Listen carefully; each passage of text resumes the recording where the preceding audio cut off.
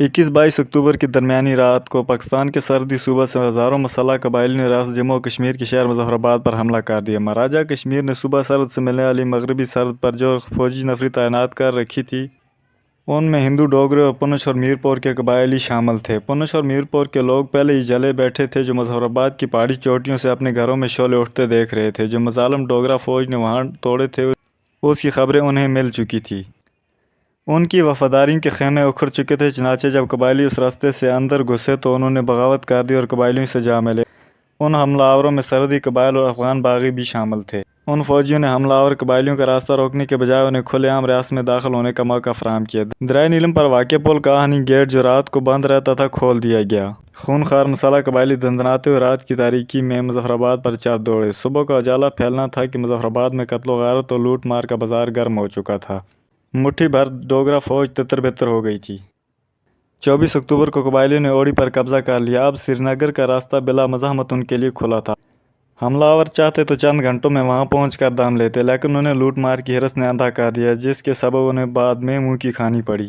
ان دنوں ایک امریکی اخبار نویس مارگریٹ بروک وائٹ، جو کہ غالباً جواہر لال نہرو کے ساتھ آئی تھی، اس حملے اور لوٹ مار کو اپنی کتاب ہاف وے ٹو فریڈم میں اس طرح بیان کیا ہے کہ بسیں اور ٹرک مال غنیمت سے لدے پھندے 1-2 دن میں واپس آ جاتے تاکہ پٹھانوں کو لے کر پھر کشمیر لوٹیں اور اپنے مسلمان کشمیری بھائیوں کو آزاد کرانے کے لیے اس عمل کا اعادہ کرتے ہوئے بلا تفریق مذہب و ملت، ہندو، سکھ، مسلمان، دکانوں کو لوٹیں۔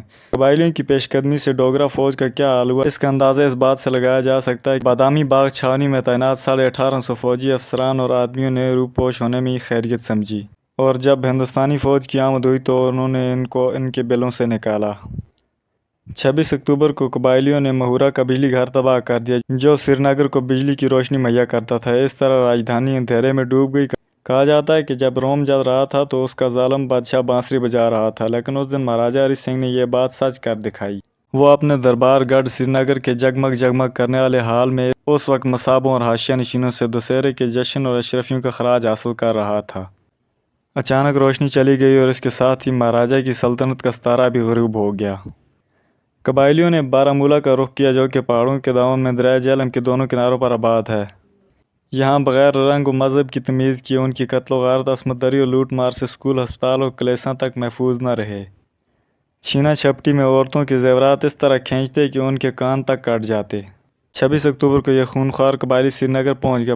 آج کل نامعلوم پھرنے والے معلوم خاکی بھی ان کی صفوں میں شامل تھے۔ مظفر آباد سے سری نگر تک کوئی گھر محفوظ نہیں رہا۔ لاکھوں بے گھر ہوئے، سینکڑوں نوجوان عورتیں قبائلی اغوا کر کے اپنے ساتھ لے گئے۔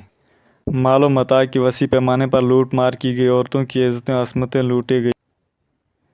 26 اکتوبر کو بستیوں کی بستیاں تاراج کرتے ہوئے جب یہ قبائلی سری نگر پہنچے تو مہاراجہ کشمیر نے لاچار اور بے بس ہو کر ہندوستان کے governor general lord Mountbatten کو خط لکھ کر ہندوستان سے قبائلیوں کی جارحیت کے خلاف مدد طلب کی۔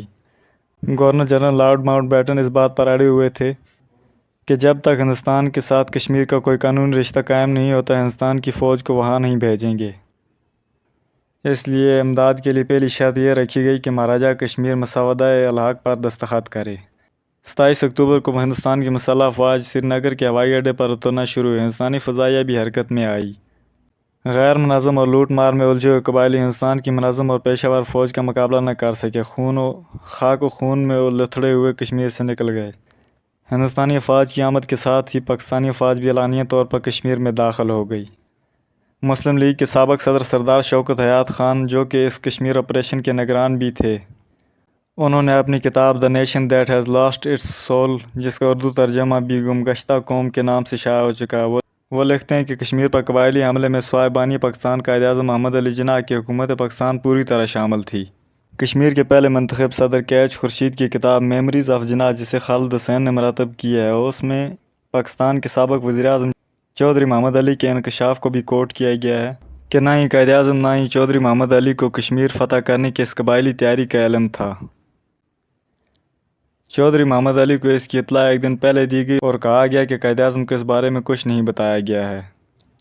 اس کتاب میں خود خورشید الحسن خورشید کا بیان ہے۔ لیاقت علی خان سے ملا تو ان سے پوچھا کہ قائد اعظم کو اس کے بارے میں کچھ نہیں بتایا گیا تھا۔